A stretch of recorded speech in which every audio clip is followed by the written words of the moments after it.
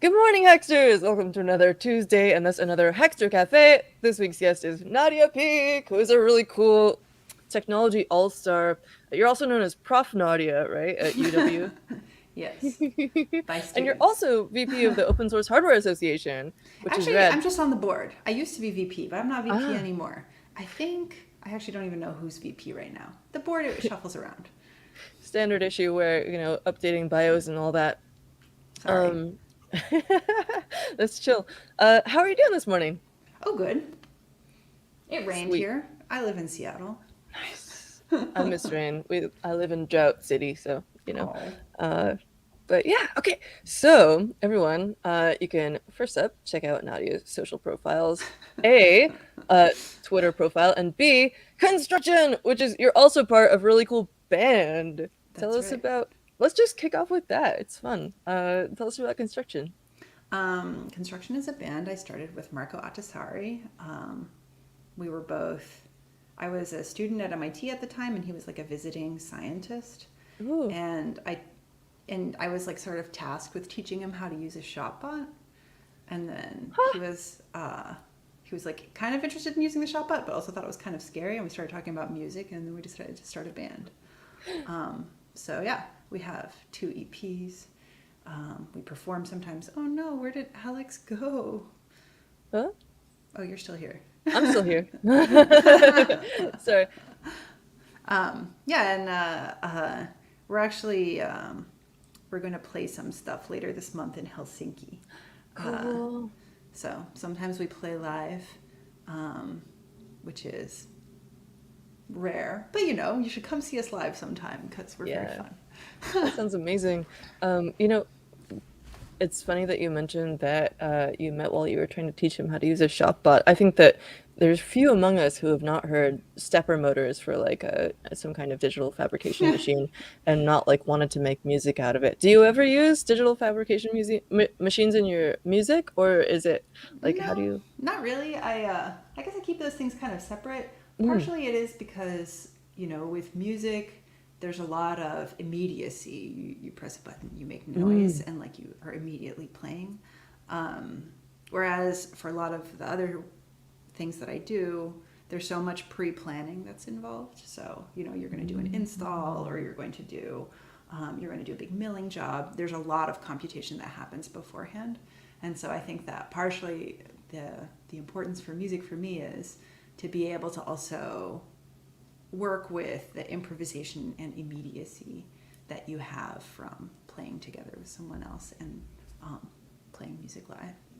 I mean, that's a that said, great. I use a lot of machines in my music, like synthesizers. Yeah, But there's immediacy in the synthesizer too. I mean, there's a lot. I like to think a lot about the different ways in which it can make sound. The unfortunate thing, however, is that my bandmate Marco is a very talented bassist and plays woo, bass really well. Um, and so I have to make up for my lack of specific talent with general talent by playing all the other instruments at the same time. And so sometimes that means that due to lack of parallel processing power of my brain, I end up only improvising in one area of the music when we play live. But and the rest sometimes, is sort of like running yeah, on yeah, rails. exactly. Mm, Well, and the rest I'll do in loops or something, or I'll use mm. Ableton. But sometimes we also have guest musicians, and then that adds a cool new dimension to things. So, Nice. I've also been frustrated by this issue where, like, trying to make something physically, and you have this huge emphasis on digital fabrication and stuff that we'll dive into. But yeah, I'm very used to like wanting to creatively just dive in and make something, but and get off the computer when working with physical materials. But then when I'm like 3D printing something, there actually is like I have to spend hours in Onshape first, which is not, that painful. It's kind of cool once you get into it, but like it's like I want to make something physical, but I have to stare at the screen for hours to make it happen. And so I can see why you would say that you like the immediacy of music, where you just like push button, sound happen, kind of yeah, thing, exactly. Yeah, direct from the brain to the sound waves through your yeah, fingers. and also just the ability to respond to what's happening in real time rather Mm. than having to plan everything out. Um, Yeah, this interplay between you and your collaborator. I mostly do solo stuff, and so there's got to be a whole extra dimension of like, yeah, just responding to each other. Yeah, yeah. No, that's a great part of it, and I think also with music you build up a lot of trust, so you can also just say Mm. like, "All right, Marco, no more harmonics. You're allowed to play six more harmonics the rest of your life." But also Marco has a will of his own, so it's very much in contrast to what you're doing with machines. Oh, totally. Yeah, totally. Well, machines also often have a will of their own. Yes. I think that's a great way to actually leap into one of the things we were talking about. Talking about, you run this department machine agency, which sounds really cool. Actually, could you give us It's just a a group, just one research lab, not a whole department yet. okay? Only one research lab. There's so much cool stuff that you're doing though. Okay. Harnessing the precisions of machines for the creativity of individuals. I love this.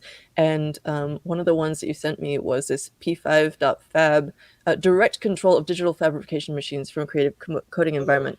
And this I'm is like, Blair, oop, let and today I'm me going to be. turn that off. Hi, Blair. But oh, there was a really quick like teaser for this one. I love that actually you provide lots of different ways for people to engage with this. Like there's a teaser often where people can just sort of like get a feel for what's going on here. Um, and yeah, speaking of sort of things having a mind of their own, you're really using these machines, or your students are really using these machines in ways that we don't usually see, that sort of take advantage of the fact that they are not just I don't know, they're machines that can do so much more than we usually have them do, and really take advantage of all the different things that they can do that we don't often use. Ah, I love this. Totally. I mean, I think Blair Subaraman, who created the library P5.fab, which you can get from the P5 website, Mm, was really interested in creative code as like an expressive medium, and the kinds of artwork that people make through processing and P5.js. And for a lot of people, I think 3D printing is really like a kind of like a sport or an art form where it's not just that you're making a digital model in Onshape or in whatever, and then trying to as faithfully reproduce that digital model. Because the reality is that the machine has all kinds of intricacies that happen after the yeah. modeling stage, where you slice and you position things, and you have to think about things like support for adhesion. And a lot of those allow you to make your own creative decisions, like the manufacturing step allow for your own creative decisions. But how do you explore stuff like that? And so P5.fab, I think, really came from, well, what is the iterative creative coding approach for engaging with something like a digital fabrication machine? How do you allow for that just sort of like one parameter at a time manipulation testing? Yeah. Just being able to squirt out a huge dollop of filament, which is something Yeah. that like using the layer height is an actual part of the, because usually it's just like your layer height is just, a measure of how rough or coarse or like fine your final finish will be, but you're actually just making like 5 millimeter high layers by just like squirting out a dollop. I love this.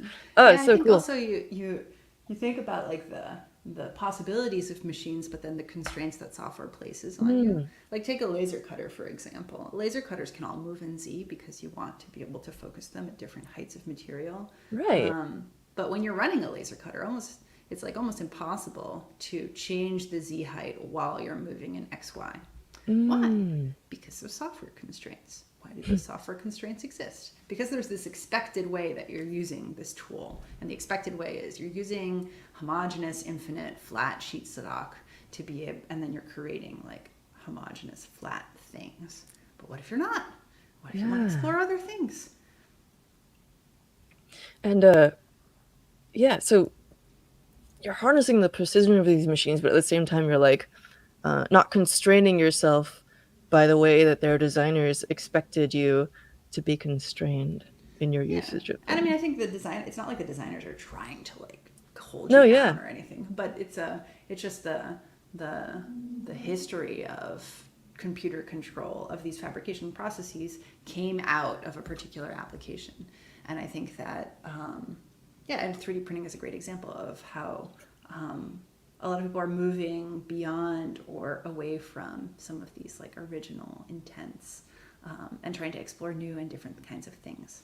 So Yeah, and often, I've been frustrated sometimes with the Glowforge laser cutter, but that's just because it's designed, like it's intentionally constrained in a way that makes it easy for people who aren't familiar with those to totally, use, of course. totally. And so that often leads to constraints, like with Tinkercad as well, which is very powerful in some ways, but also like the parametric control is very difficult to, like, you can't always dig into the nuts and bolts that you want. But Well, I yeah, think that's it's. a real, it's like a real, I don't know, it's like a real danger of user experience. Like everyone is like, oh, we really expect the big green button. You just press it and you get exactly what you Yeah, there's want. literally a magic button on it. It like glows. And that's like that has a strong assumption, and that strong assumption is that what you want is completely defined. And Mm. so already, like, I want exactly this, and like your machine needs to as faithfully and practically reproduce exactly what you want. And maybe the first time you use a laser cutter, you're like, wow, I can make a keychain. This is amazing. And that is exactly the experience you want. You want to press a button, you want to get the keychain, and the keychain is exactly what Mm. you expected, partially because maybe you didn't know exactly what you expected.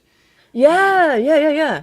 and then as you become more specific in your and more nuanced in like the things that you want to control and how you want to approach things, a lot of that black boxing, which is supposed to help abstract like nuts and Yeah. bolts of things away to make it easier for you, ends up really fighting you. I Mm. collaborate a lot with another professor, Prof. Jennifer Jacobs at the University of Santa Barbara, and University of California, Santa Barbara, and she has this great paper about artists using software and how artists develop and use software. And there's this Mm. assumption that like artists don't know anything about programming. Artists, they just need things to be really easy for them. And that But therefore programmers aren't artists. yeah, oh, also that everybody has to be in their own lane. uh, Ah. and that actually the making things really automated or making things really abstracted is counterproductive for artists who are Mm. trying to explore their medium and who are trying to explore all of the nuances of their visual languages. And that if you just create something that really automates something, it's not going to allow for the range of expression that we as humans are capable of. So, yeah, automation can be useful, but can also be counterproductive. So, how do you play with automation? And I don't know, maybe don't expose every single parameter that you could tweak immediately, but how do you make it possible to be able to operate at all of these different levels of abstraction? That's, I think, an important thing to think about with Yeah. respect What to are the agency.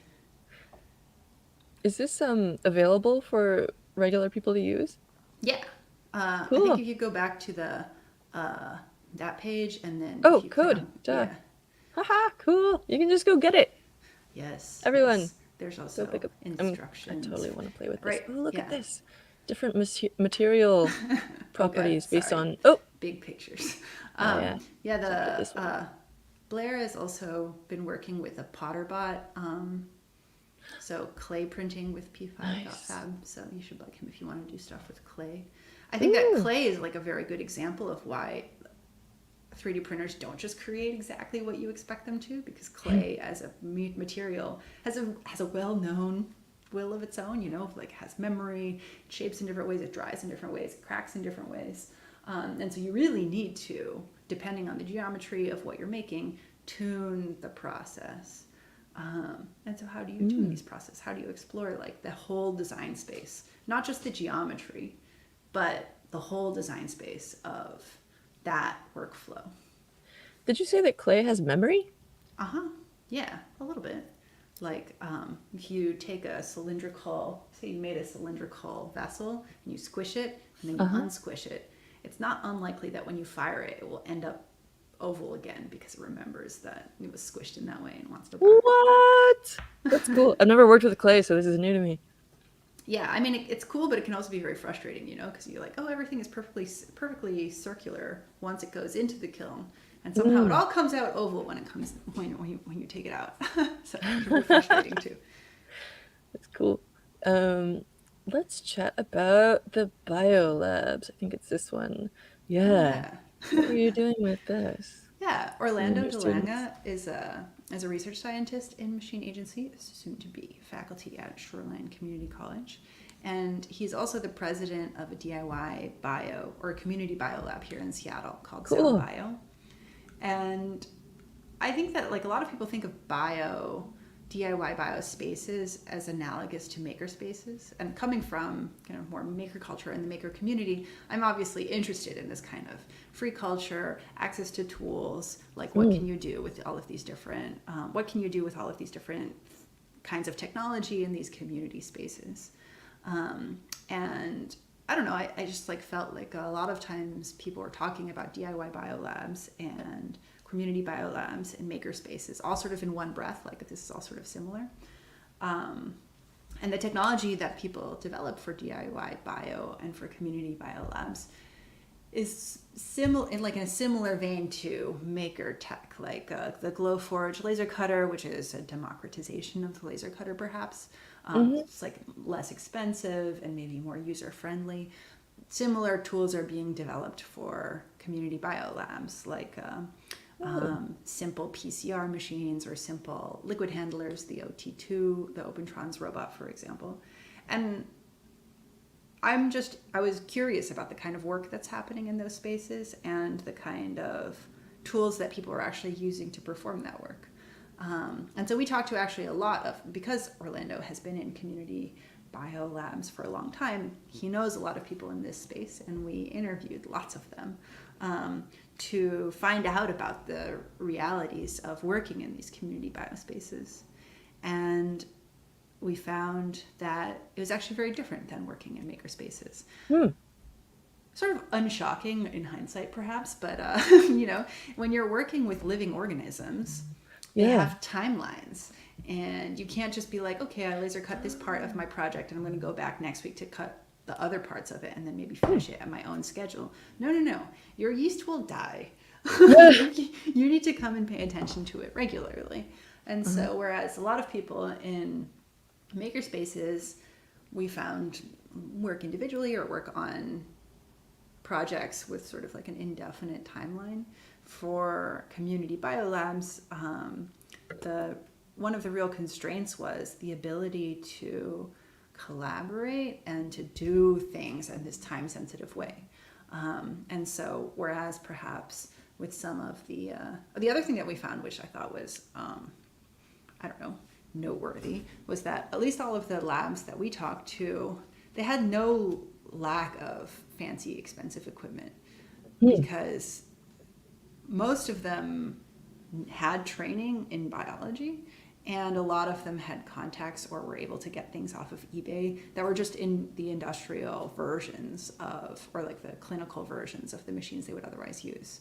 And so all of the sort of like DIY and inexpensive versions of the tools were not even that popular because it was so easy to get a second Huh. hand. Like, apparently there's just bio startups going out of business left and right. Uh, hardware And is hard. yeah, and you can get their equipment for pennies on the dollar, and then as long as you have some patience for combing through manuals and maybe making repairs, they end up using that equipment and have actually more of it than they can even fit in their spaces. So the real struggle for them was, how do we University of do? Whoa. Sorry. Go ahead. Oh no, I was pulling up the Oh. next tab and accidentally made it play. Oh, no worries. Yeah, I am listening. Just doing a lot of jobs. that the community biolabs actually just need this other way of collaborating to be able to coordinate work across different people kind of working together on the same thing. And why is this important? Why should we care about people doing DIY bio in community biolabs? I guess one really crucial thing that I want to emphasize is Mm. these people are thinking about all kinds of research problems that aren't necessarily like motivated by the same thing as an academic research lab or an industry research lab. So there are a lot of people working on kind of like weird art projects, working with yeasts, Mm. or environmental concerns, finding out what was happening in their local waterways, or thinking about things that were happening with local plants that were perhaps going extinct. Mm. And so I think that, again, coming back to this concept of individual agency and what you're able to do with the technology around you, I think that making it possible for someone on their own, sort of independently, to come up with some knowledge they want to pursue or some project that they want to pursue, for that to be possible, I think is really important, because I don't know, not everyone's needs and desires are well represented by large groups or corporations. Yeah. I'm really curious as well about, I imagine that when you're doing community-based work based in a community space such as a biolab, a DIY biolab, compared to a regular hackerspace where there might be like sewing machines and laser cutters and stuff, there's probably also more of a danger of them like cross-contaminating each other. Is that more of a concern? Like Oh, totally. my project could actually affect yours and like. Oh, totally. Yeah, and I guess unlike I guess in makerspaces that we've worked with, all have their own safety protocols and their own safety, yeah, a safety like routines. But those were much more stringent and pronounced in biolabs. In the community biolabs, in fact, all of the ones that we talked to had like a specific person who was like the safety person who had to sign off on a lot of things. And there's certain things that in a makerspace would be kind of like unheard of that were common in DIY biolabs. For example, a lot of them didn't allow any materials in except for the materials that the lab would get themselves, because they didn't want to have anything that would be hazardous, or that they wouldn't have the material safety data sheet of, or that would be sourced from a strange place and then they wouldn't know how to get rid of. And so like there's a very different approach to how you're using materials. And I guess like ultimately the major difference is in the DIY community bio labs, people were not necessarily making things. In makerspaces, everybody's making things. Right? They're making objects. And in these other spaces, a lot of times what they're doing is trying to learn something or trying to understand something. So it's more about the production of knowledge, maybe, than the production of artifacts. And so it's very different. It's like a different process that's in service of that kind of work. So anyway, I thought it was very interesting. In some places, there is like a DIY biolab, like a community biolab inside of a makerspace. Like in London, we talked to a group that have their, and so there's like overlap between them. So something like, oh, we're going to try bio 3D printing, and like sort of crossover projects. But yeah, I don't know. They're different, and so they're different. I think they're both cool. Yeah. And there's also a commonality, like at the end of this video, it talks about the contributions that this work can have back to the sort of established methods and established groups. Totally.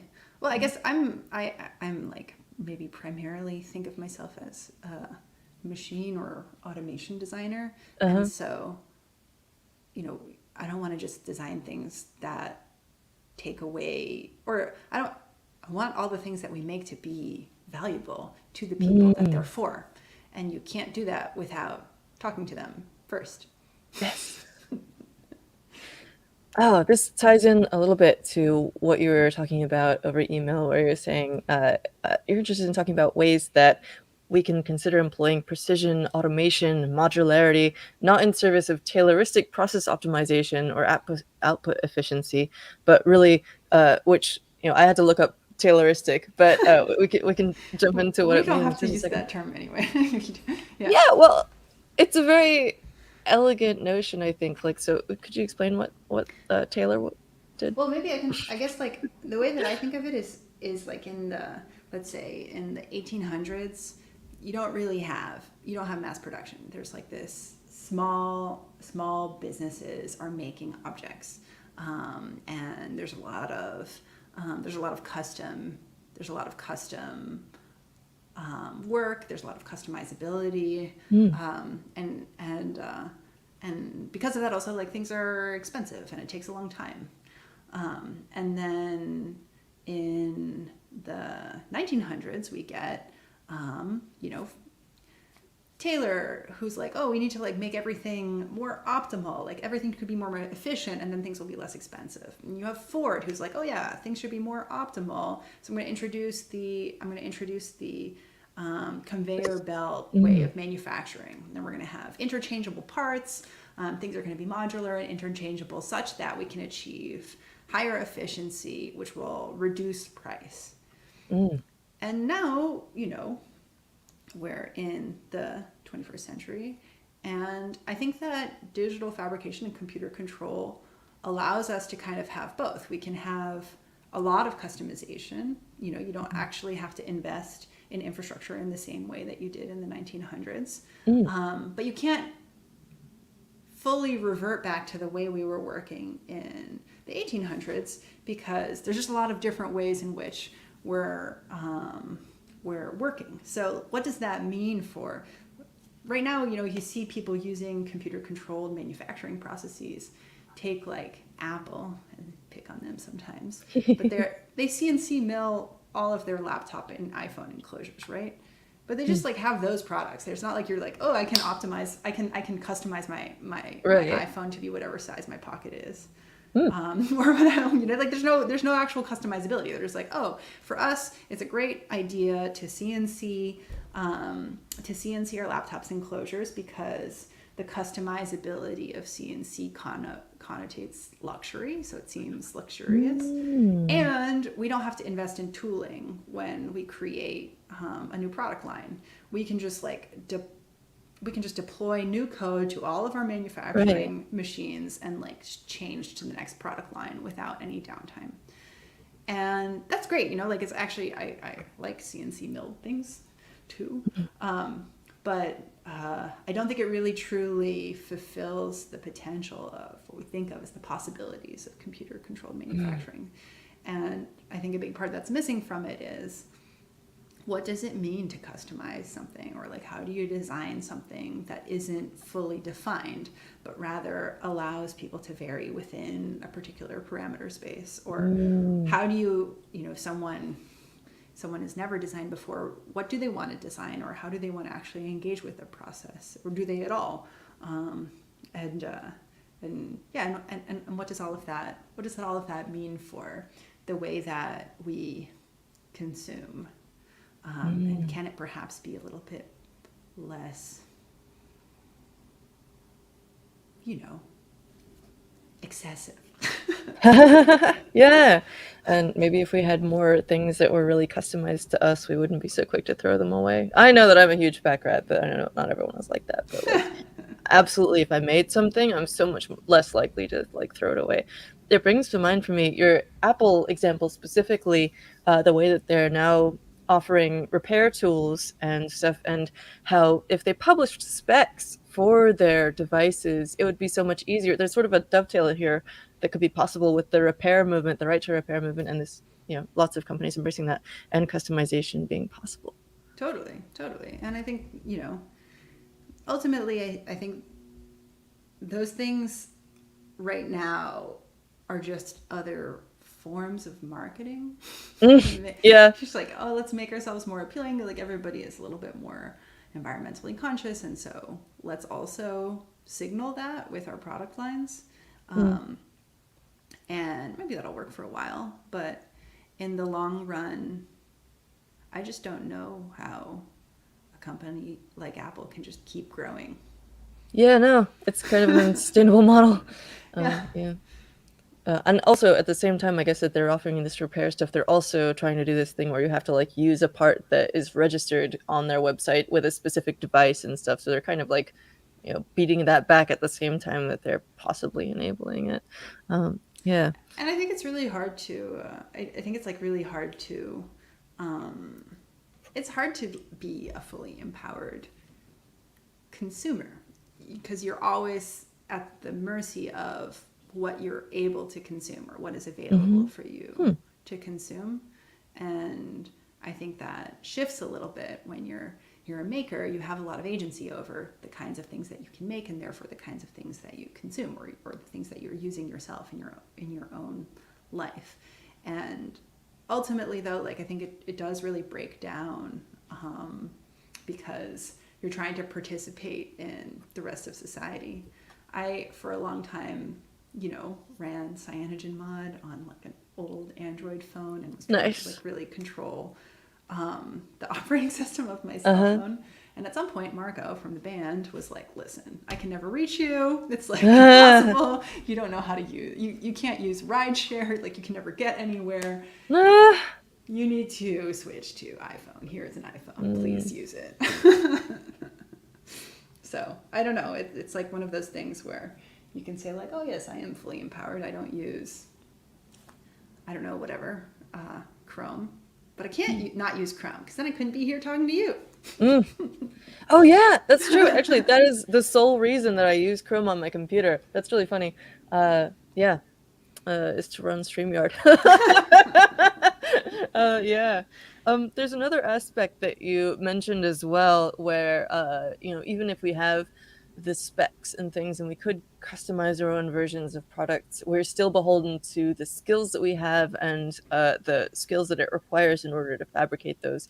And you have a whole other train of thought around uh, collaborating with remote fabricators and yeah, and things like that. So that sort of comes up in another one of Yeah, uh, yeah. your Or classes here.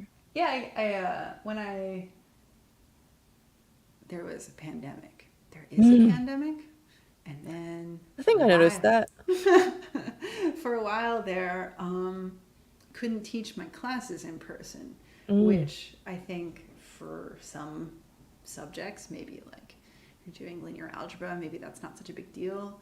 Um, but yeah, I was teaching digital fabrication and physical computing, and it was just like, how am I going to do this? And so Jennifer, who I mentioned before, Jennifer Jacobs and I both were like, okay, let's try. 3D printers are inexpensive now. When I was a grad student, 3D printer, I think the cheapest 3D printer you can get was like $30,000. Now you Oh can get one yeah. for like $150. So that's kind of expensive textbook level cost. Let's say all students in the class are going to get their own 3D printer and are going to participate in the class from their own homes rather than going to a makerspace and using tools in a makerspace. Um, and yeah, I don't know. Jennifer and I had to start teaching in these classes in March 2020. So it was pretty early on. We really were like, oh God, what are we doing? How do we? Mm. I learned in that time that number one, I would be a terrible Amazon delivery driver because I cannot find anyone's house. But I did go and deliver. I delivered plaster to everyone. The other thing that I learned was that apparently no one actually thinks it that weird if you deliver Ziploc baggies of white powder to a lot of different houses. So, two Presumably takeaways you gave them that some aren't kind in of the like a paper. heads up first. Yeah, and I guess like a lot of that, that model of distributed fabrication or making things at home, other people also started trying. And so that paper that you just had up was us also talking to other people and how they approached trying to teach hands-on skills, in this distributed and remote setting. And again, not super surprising, but one thing that I think is like very important to realize is people with a lot of privilege had a much easier time, also in this context, than people who didn't have lots of space or lots of money to buy whatever materials they wanted to experiment with, or Mm. no concern about electricity use Mm. and not sharing the space with something that the 3D printer might be dangerous to, like a Yeah. cat or a baby. So yeah, I don't know. It worked pretty well. I liked it a lot. People were into it and did a lot of cool maintenance things about their printers and got much Ooh. better results than I think you get when you're Ooh. using a machine that is maintained by maintained in a shared space, Uh-huh. because I don't know, the students were just very attuned to the idiosyncrasies of the equipment that they had themselves. But Yeah.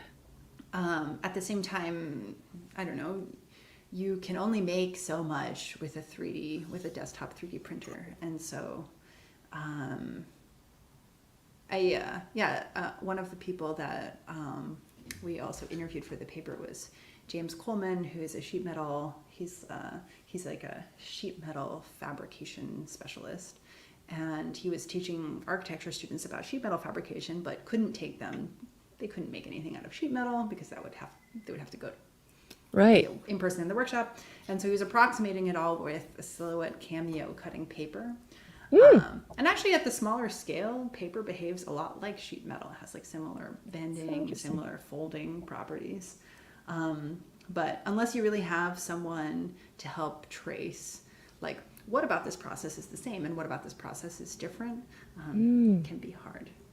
Was that also where they were cutting these pretty dichroic films and stuff? No, I think that was a Oh, Ben different one. Light at ITP in NYU, but Mm. they also were using silhouette cameos. So of all of the different classes that we discuss in this paper, two of them were using silhouette cameos at NYU and with James at Princeton, and then Jennifer and I were using Enders. I don't know. There were other schools like at Berkeley. They were sending everything out to Shapeways, which I don't Hmm. know, hand in hand with the, you know, pandemic stuff. There was this supply chain disruption stuff. Maybe it was Yeah. against that, so that didn't work that well. Hmm. But maybe in other contexts it would work well. I don't know. Yeah, I've used Shapeways a lot, and there's oh, it really ties into how you don't necessarily have to know the full stack. You don't have to know how to operate all the idiosyncrasies of a 3D printer. You know how to like block the air off from it so that you don't get like stringing or other problems or like layers attaching and stuff, and it Yeah, can make your life easier, but also like there's these other challenges, and you don't get to learn about the physicality of the machine and the breaking stuff. possibilities inherent in Yeah, that like you're sometimes my doing. students now tell me, they're like, Nadia, we know that you think it's important to be able to do everything yourself, but actually, it's just very easy to order things nowadays. I've had the same thing, but also yeah, there's also there's useful, for example, I've had to use something like 3D Hubs, which was sort of a distributed shapeways when I was, for example, going to a conference somewhere and needed someone to, and also just needed someone to do it really well. Sometimes you want to learn, and sometimes you just want it to come out nice. Yeah. Not worry about it. But there is also the whole privilege inherent in that. You got to pay somebody for it, but that's also kind of cool. Somebody's like making their living off of running a machine. But in these Sometimes I feel like classes, I have the opposite problem where like you can't send it out because you want it to be really nice. oh And then like yeah. if you actually specified the surface finish that you wanted, they would quote you Mm. $1,000 for the milling job. Oh, absolutely, yeah. And if you want to do anything weird with the 3D printer, you can't like necessarily Yeah, you want to contact tell someone to do that. Shapeways to do stringing and blob printing? Yeah. No way. No, no. And that also gets into some of the options that people explored with this were like at-home machines, like you were using, simulation, online vendors like Shapeways, makerspaces, job shop, and instructor technician and student technician, where like those people were printing stuff for their class, right? Yeah, yeah, And that gets into sort of like some of the questions around who's creating it and like yeah, how that exactly. work is taken on. Well, I think that's also it perpetuates this notion, which I think is a little bit flawed, of like all of the thought is in the design, Mm, and then manufacturing is just like a compilation process. Like you're like, right. oh, I came up with this design, and now we're going to compile it to product. Mm. Maybe this is Neil Stephenson's fault for introducing the world to the concept of matter compilers. No, I actually like him, but Yeah. I think sometimes sci-fi doesn't exactly take into account all of the intricacies of manufacturing. Why would it? And I think that there's so much that you learn in the manufacturing process. Yeah, here James is talking about like what is the process that you end up going through to actually build a building because he was teaching in an architecture studio. Ah, And it's a thing where I guess a lot of people early on learn like, oh, Frank Gehry just like crumpled up a piece of paper and then yeah. everybody just had to build it. But ultimately, I think Gehry Technologies and the fabricators that really made some of those buildings possible ended up contributing so much to the design of the building. You can't discount the fact that there's all of this invention and exploration that takes place when you're like, okay, how do we bolt together like hundreds of thousands of Yeah. doubly curved panels? Like this is a this is a non-trivial problem. Yeah, having seen a number of artists who collaborated with people to make their work happen, but the artists, I was surprised when I learned how much, like, for example, Ai Weiwei, seeing a documentary about his work and seeing like these whole crews of people like fabricating things for him, and also having built stuff myself, just seeing how the design changes throughout your creation process, unless it's like you're making 500 of these, but like at least for the first few, uh there's I for a minute I tried to do like commissions of like electronics, and I gave that up almost immediately because I was like, my workflow is like design a thing, and then like as you're creating it there's these extra Other, steps of yeah, like refining it, and it can be totally different totally in the end, different. and No, like absolutely. promising. Yeah. Yeah, I think on the topic of artists who have lots of people who help realize their work, um, I worked a lot with the Jeff Koons studio, Mm. helping them with a variety of processes. Mm. And I don't know, I think a lot of these studios get this a reputation that, yeah, they're not like, they're just like sort of project managers, and they're not actually making the work themselves. There's like Mm. hundreds of underpaid people just like making Jeff Koons sculpture. Mm. Um, and I'm just going to share an anecdote that I thought was interesting, which is, at least in the Koons studio, um, Jeff Koons has a level of detail that he's attuned to and constantly paying attention to. So all of the people that work in that studio, like this guy Matt Likens, for example, they're just very, very focused on understanding what will Jeff see in this, Mm. and he's hyper detail oriented. Mm. And there's certain things where you're like, well, that can't possibly be true. He can't possibly tell the difference between these two shades of green. And so at some point, Matt and I think another person in the studio, Brett O'Hearn, tested Jeff Ha! with a photospectrometer and found that he could 100% tell the Whoa. difference of two shades of green that had 2 nanometers of wavelength difference. Like it was just Wow. this is a kind of like hypersensitivity. And so yes, like you're not necessarily the one mixing the pigment or making or doing the actual application of the paint, perhaps, Mm. but there is, at least in the Koons studio, this this sort of driving, detail-oriented manufacturing process development that goes on, which I before I saw that process or participated in that process wasn't aware of, and I thought was yeah, I don't know, pretty cool. That's rad. It makes me think of how we accept that so much with fashion studios, um, but we're not used to seeing it in physical, other types of physical fabrication. Yeah, yeah, and I guess like art is its own. Like I feel like art is it's its own society. It Mm. has its own ways of interpreting value and meaning and who gets to participate and who doesn't. That I don't know. Definitely not Right. all of it is good. There's also it's almost liberate liberating as well to feel like you don't have to own every part of the process. It's okay to have someone else like build part of it. Like if you're like, I always have too many projects going on and I get hung up on specific parts of the process, and you can ask people for help, but also you can Totally, like just get someone to make the thing for you, or like totally. swap skills with people and stuff. And there's so many opportunities. You don't have to do everything yourself. Yeah, and sometimes And also like you want to get familiar with a process. In the yeah, pandemic, true. I started a new hobby, which is neon sign making.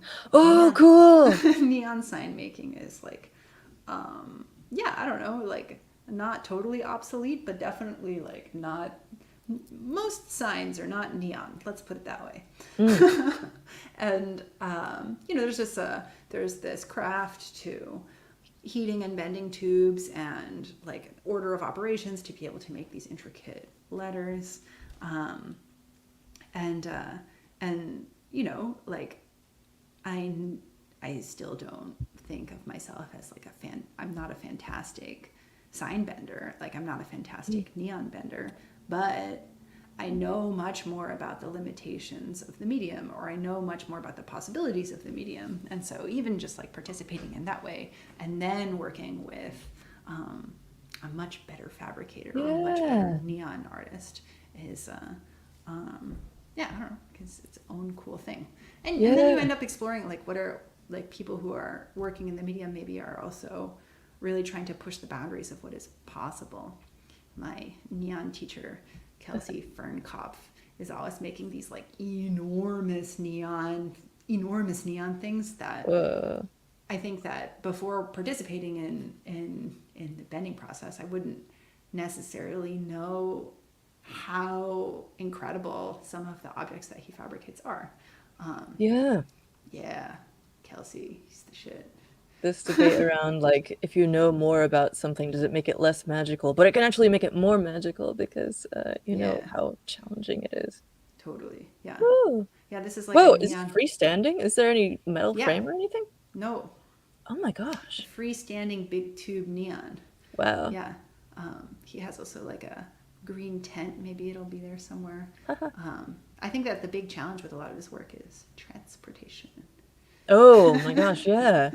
Yeah, and he works with a photographer for some of these site-specific installations. So uh, I don't know. A lot of the images I think are also really cool, powerful. There's like a show up right now in Seattle. If those of you who are in Seattle, in Oh, Pioneer Square, it includes some of Kelsey's work and other cool neon artists like Katie Tunstall.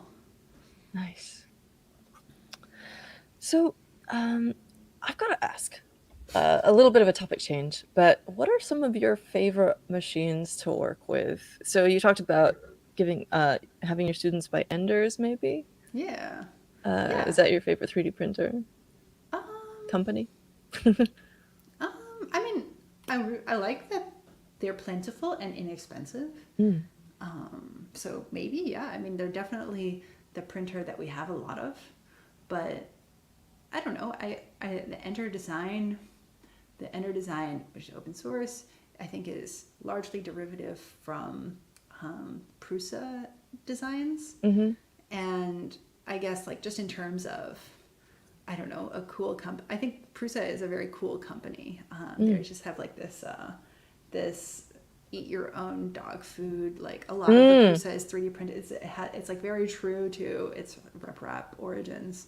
Um, and so I don't know. I think that a lot of the reliability of the Ender series and the inexpensiveness of the Ender series comes from innovations that came from Prusa, and so I like Prusa too. And as a Dutch person, obviously, it would be remiss of me not to mention that I also really like Ultimaker, also Oh open yeah, source. cool. And it's like a different, I think it's a different design, a different machine design, different machine, and like different ones have, I think, different pros and cons. Yeah, when I was I worked on a bunch of different machines with Alon Moyer, who is one of the co-founders of Shaper, the handheld CNC company. Ooh yeah. And one of the machines that we made was this machine PopFab, which maybe you've seen. It's like this briefcase. We made it in like 2010, so it's Saw it on pretty your old. site here. Well, Yeah. it's not from my lab. It was from when I was still a grad student. But it's called PopFab. It's cute. Mm. And for it, we were exploring. Oh, it's probably somewhere on that site. I don't know. Maybe I not on the. believe so. I think if you just Google PopFab, I'm sure you'll find it. Yeah. Uh, the uh, the for that, it has this like parallel kinematics that, so you have two stationary motors rather than one motor that has to transport the other motor, Mm. the core XY mechanism. And, you know, when we were working on this, one of the limitations that we had was we were using an off the shelf printer controller, but at the time, like Marlin firmware didn't have support for parallel kinematics, you know? And then Alon was like, okay, I'm going to do a pull request for this so that we can introduce this parallel kinematics mechanism, Core XY, and control machines with less moving mass, and then therefore be able to print faster. And you know, this Mm. machine was kind of open source, but like we didn't really document it. We didn't even really document it well enough for ourselves to make a second version, let alone anyone else. um, but like the parallel kinematics ended up being like a really big thing for other 3D printing companies. Like I think the next year, MakerBot's machines were all HBot kinematics, which I think come Nice. from this, or I mean, definitely use this Marlin firmware update or this change for Marlin. And so I think there you also, in terms of like, what is it? I don't know. The first question you asked was, what machines do you think are cool? Yeah. Like this machine, I still have it and I use it sometimes because it's funny to like bring a stainless steel briefcase somewhere and then Yeah, be I like, love that. here I have my And 3D doesn't printer. it say that it's for like multiple types of fabrication? Does Yeah, this yeah, just yeah. look It has a kinematic coupling on the head, so you can take the 3D printer head off. So it's also a milling machine, so it can also mill circuit cool? boards. Milling circuit boards these days, maybe not like the most efficient way of making circuit boards, but I still do it all the time because Yeah. Sometimes you want something in impatient. like half an hour instead of days or weeks. Yeah, I don't know. It has like a little drag knife on it, so it makes stickers. Yeah, Ah, this was a this was a another I think cool thing with us making pop fab. We used the Maxwell coupling for the kinematic mount, and now I think you see a lot more Maxwell couplings used in hobbyist machines for precision alignment of parts. So yeah, mm. I don't know. These things are all cool. But anyway, I really like PopFab, even though PopFab was never a commercially available machine, and I don't use it that much because we like came up with all of these cool things with it, and I just have like fond memories of like traveling around with Alon and then using it in different places and making different things. Here I am, young me. Ah, that's so cool. It reminds me of sewing machines from Yeah, the day. yeah. How they'd like The fold down into Singer tables and stuff. Slantomatic 3000. So Ah, yeah, I also I don't know. Besides computer controlled machines, I also really like sewing machines. I guess yeah. unsurprisingly, I also I really have a like. CNC embroidery machine. Why choose? Oh, nice. Yeah. Nice. But like, yeah. Yeah. Oh, this is so I cool. also use like a lot of, I guess, some of my favorite machines are not even computer controlled. Like, I don't know. I use the table saw a lot. Mm. This is sometimes like the thing I find a little bit scary though, like with my, there's like the things that I do and then things that like stress me out if my students do it. And so I didn't put a table saw in my lab because I'm just like, you know, can you hurt yourself with a shot bot? Yes. But what's more likely, that someone hurts themselves with a table saw or they hurt themselves with a shot bot? I feel like it's much more likely that they might hurt themselves with a table saw. So Yep. Um, I had to look up the Maxwell kinematic coupling because I haven't worked with those before. And is it this guy? yeah, yeah. So basically, you have Cool. like that one is not totally correct, but Mm. basically you need to have six precisely. Yeah, that's a good one. That you need precisely 6 points of contact. So you see, you have three Oh, yeah. balls, and this one has Uh-huh. three channels. And so three balls and three Oh, channels have yeah. exactly 6 points of contact, which Huh. constrains motion in exactly 6 degrees of freedom, which happen to be the 6 degrees of freedom of any rigid body. So X, Y, Z, Cool. roll, pitch, and yaw. Yeah. Ah, I love it. I've learned a thing. Yeah, Um, yeah, and the cool thing about a Maxwell coupling is like if you take it apart and you put it back together, there's only like one way in which they'll mate, you know, because there's mm. these exact 6 points of contact. And so you have like really high repeatability where you can drop off and pick up a tool and have it be in exactly the same place over and That's over really again. cool. Oh, this makes me want to do this with like companion bot mounts or something. Yeah, Um, yeah, totally. You should. This yeah. middle thing has like it looks like it has a spring for the preload of like making sure that there's like force that's squishing the balls Oh, onto yeah. the slots. Um, Oh, yeah. Look at that. Oh, yeah, cool. which is I think a clever thing. But it looks like there's two springs. I don't know why that is. That seems like not ideal. But anyway. um, do you have like a dream machine that you would be, if you had, infinite monies, what you would, and space to put it and electricity and stuff, what you'd get next? Or um, something more realistic, either way. Like, no, I think that actually I'm really into using lots and lots of different machines and tools. I don't really think, like, I don't know, sometimes when I feel like this is sort of a startup-y thing, but people are like the killer app of personal fabrication, or like what is going to be like the end all, the machine that does everything. And every now and then you see the people who are like, I've created a printer for IoT devices. It does electronics and enclosures and everything in one. And I'm just like, yeah, you're never going to have the expressivity that I want if you try to make it all in one. Like, if you could make a machine where I can do, BGA electronics and neon tube bending in one machine, I feel like you just have to Mm, really over engineer something that could easily be multiple smaller tools. So, if given infinite space and yeah. budget, I would just buy an infinite number of machines and, Well, nice hand tools. yeah. We're kind of getting close to our end here. I do want to mention that you also have some cool stuff around plotter Twitter. Oh, yeah, And I would love to dig into that. totally. Let's talk about it real quick. Yeah. By the way, someone mentioned that there was like an audio issue with volume balancing. I hope that's been fixed. Please let me know. Um, but yeah, Shall I that's my check my issue, not you. microphone? Sure. Shall I automatically adjust microphone? That always seems dangerous. I'll just turn myself up. Is I this think I better? turned it off in the past because it was causing problems, but Yeah, hopefully we'll same. see if I it just made helps. myself louder. Hopefully, I'm not clipping. Nice. Yeah, but plotter Twitter, near and dear to my heart. I love it.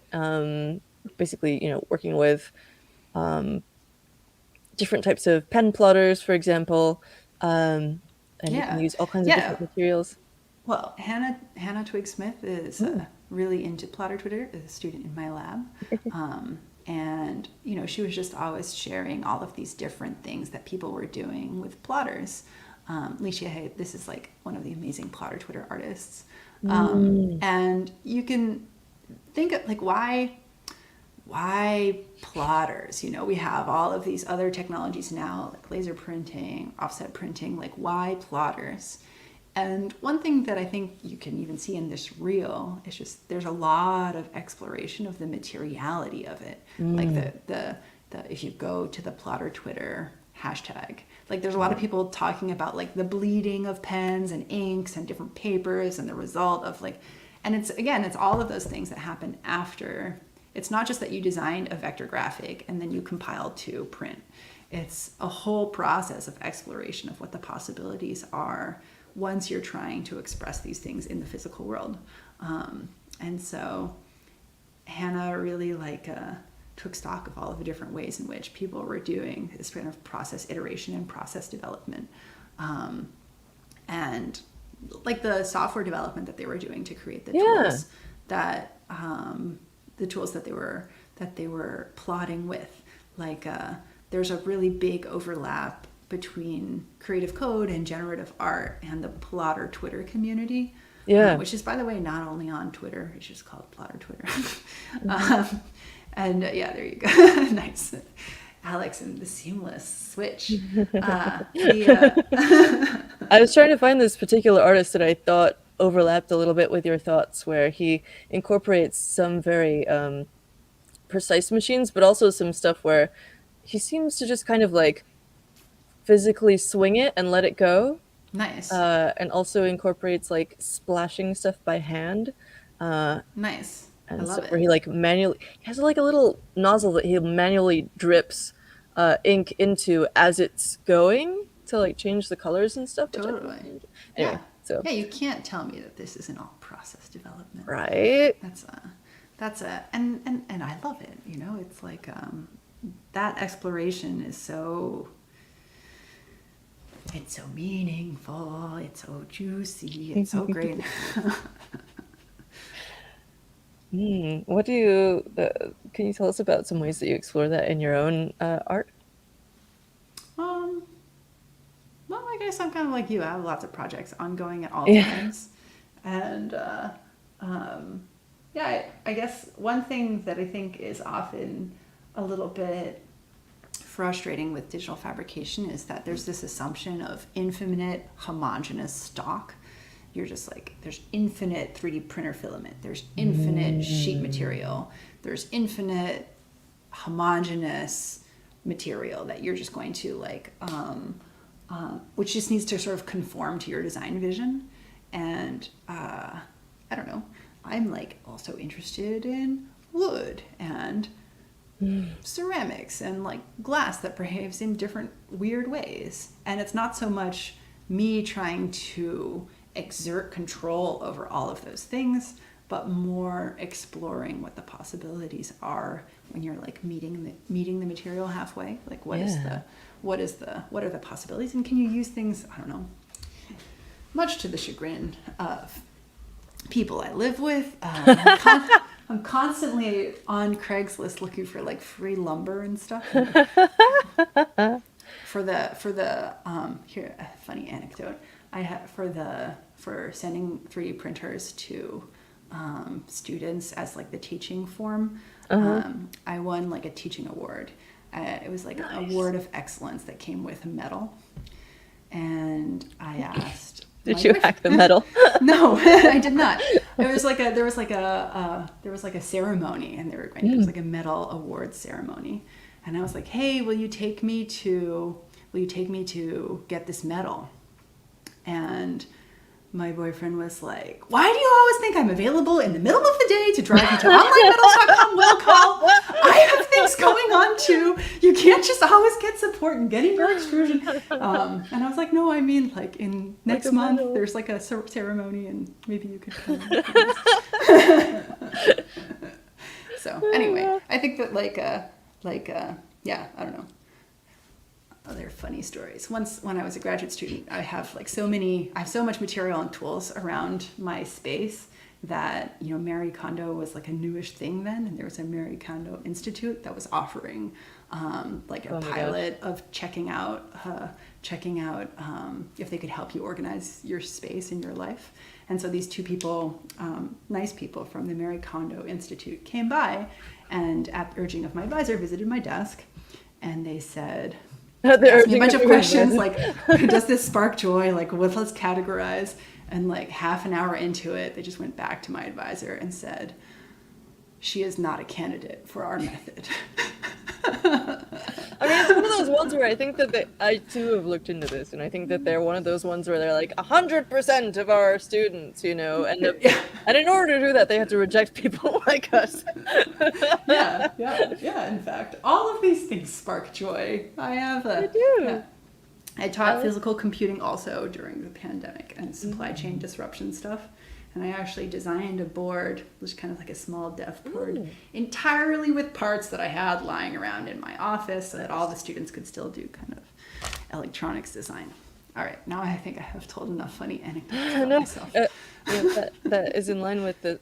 I was trying to make this jewel thief circuit board, and this is a little off topic, but one of the really cool things about it is that like, and frustrating for me was that I was trying to figure out like what parts I should use for it, and people were just like, whatever ones you have, like just get a ferrite toroid out of, you know, dig it out of whatever, dig it out of a transformer or whatever, and I'm like, what one should I order so I can make 50 of these? They're like, just use whatever transistor you I have think that's around. also like It's great. a big thing with the open source hardware Mm. is that, I mean, on one hand you have like this whole, I just talked about meeting the material halfway and thinking about the things that you already have with you. Mm. But then on the other hand, I also feel like if you want to design things so that other people can build off of them, if you design them with like choke that you like stripped out of some toaster or something that you had lying around, nobody's ever going to be able to replicate it unless you like specify your bomb at the functionality level rather than at the part level. And even then, like someone who's trying to replicate it is going to have to understand what all the Yeah. are with all of your different coils. Yeah, I think So I it feel gives like you a you lot have of to, freedom. yeah. Sorry. No, go ahead. Uh, yeah, it gives you a lot of freedom, but like for the first one, sometimes you just need to know like this one will work. Get this one, and then like then you can see if you like wind it a different number of times, and it can affect it in this way. And you can Yeah. experiment with it from there. Yeah. But yeah, open source. Uh, we didn't even talk about the Open Source Hardware Association stuff, but I Yeah. have a feeling that we'll end up in conversation again sometime. We'll Yes, definitely have I you on see you again. sometimes. Oh yeah, So, in the physical world when we're yeah. playing with the materiality of getting somewhere on time. Uh, Yeah. Yeah. I feel so like maybe something will happen in Portland soon, and then I'll see you. maybe so. We've got Nadia Piek, everybody, on Twitter. You can follow her. You can follow her on construction. Is there anywhere else people should go to follow your work? Mm, yeah, there's also the Machine Agency Twitter if Oh, you of put. course. Yeah. Ah, yes. It's probably here I we feel go. like we also have a Machine Agency Instagram. I don't know. You should Haha, basically, we're always recruiting people. And one nice. thing about that you should all know is that you get paid to do a PhD. It's like a it's like a thing that you learn and you also get paid. So That's very cool. So, as a last question, what do you think is next for what would you like to see next in CNC art and machining or um biolabs or anything? I guess like I'm currently just like interested in sort of science experiments and Mm. scientific exploration, and I guess I want to see more of this sort of gestural improvisational deployment of Mm. automation along the way. So instead of saying like, oh, you know, it's the microwave, you put everything in it and then it comes out and it's perfect. Instead, you're like, oh yes, I made this little thing that like shakes this whenever it's too hot, or I made this little thing that like takes a photograph of it every time it changes color. Mm. That kind of like little modular automation things that you can string together like beads on a necklace and also take apart. Ah. I know that you were talking about like modular processes working together, but what it calls to mind is that one of your talks of your papers is about using 3D printers, for example, in ways other than they're necessarily designed to do with P5JS. It makes, and you said gestural, and that made me think of someone like controlling their 3D printer with like Mimu With their gloves or hands. something as Yeah, it's yeah, going. totally. There is this um, designer, Diego Pinochet, who did a whole gestural like CNC machine series. Um, yeah, I meant more like gestural in the sort of improvisational way, not Mm, necessarily like specifically in hand gestures. right. I think that a lot of people, it calls to mind like Oblong Industries and the Minority Report like Oh interface, yeah. like this. Everyone Uh, wanted to build. Everyone still wants to build that, I mean, even that though it's already wildly existed. impractical. It wasn't that it was a thing that they created Hmm. based on the movie. The movie was using technology that was actually already developed by Oh, this guy, what? John Underkoffler. I forget. I think it's called Oblong Industries. They made that, Hmm. and I don't know. I used the technology once for approximately 15 minutes, and it made my arms really tired. Yeah, that's it does feel like it would kind of do that. No, I think that like it's easy to think that just moving your body is like the ultimate type of expression because it's just like direct. But even if you come back to music and instruments, you constrain it in different ways, and that's also a really powerful thing. Mm. Or like if you look at the first video of Ivan Sutherland like using Sketchpad, it's sketching and like this sort of improvisation where you can sketch something but also being able to specify constraints such that you can create your own constraints so that you can create the space that you want to explore and use the precision of the machine to stick in there Yes. oh yeah, I don't know that. Yeah, he's going to. It's a little bit. Back in the day, they really didn't know about TikTok, so the video is a bit slow. They made a synthesizer with something like this where you could draw a waveform, I think. I forget what it was called. Maybe I'm not sure which one that is. But he designs a screw in this video eventually, and then a part of designing the screw, it has to do with like specifying the constraints. Yeah, I Mm. don't know. Looks like he's doing that here. Somebody out there, make the TikTok cut of Ivan Sutherland's fish. Yes! This looks fascinating. I'm gonna have to, well, I have to do a meeting after this, but someday I'm definitely gonna dive into this today. Speaking of which, we have a comment saying it's 2 a.m. in Malaysia. We should probably wrap up here. Thank you so much, everyone, for Malaysia. joining us. Thank you, Nadia, again. And yeah, we'll see you all soon. Hack on. Bye.